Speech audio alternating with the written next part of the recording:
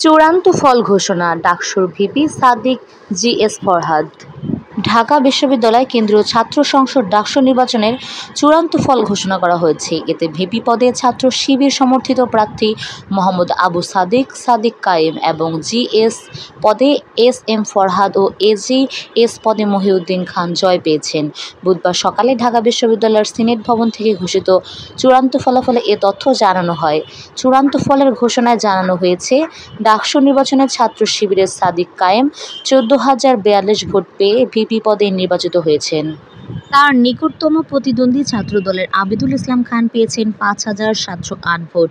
স্বতন্ত্র প্রার্থী উমামা ফাতেমা পেয়েছে 3,389 ভোট পেয়েছেন। আরেক স্বতন্ত্র প্রার্থী শামীম হোসেন পেয়েছে 3,884 ভোট। জিএস পদে ছাত্র শিবিরের নেতা এস এম ফরহাদ 10,794 ভোট পেয়ে নির্বাচিত হয়েছেন। তার নিকটতম প্রতিদ্বন্দ্বী ছাত্রদল নেতা তানভীর বারী হামিম পেয়েছেন 5,283 ভোট।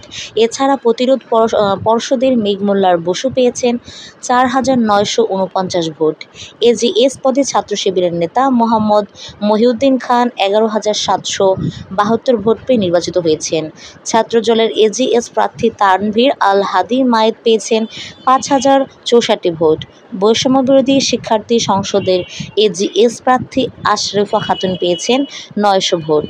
আজ বুধবার সকালে ঢাকা বিশ্ববিদ্যালয়ের সিনেট ভবন থেকে ঘোষিত চূড়ান্ত ফলাফলে এ তথ্য জানানো হয়।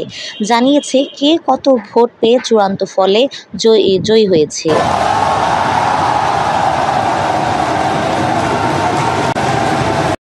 কালকে সন্ধ্যা পর্যন্ত অপেক্ষা করে দেশ জাতির কাছে আপনারা পৌঁছে দিয়েছেন।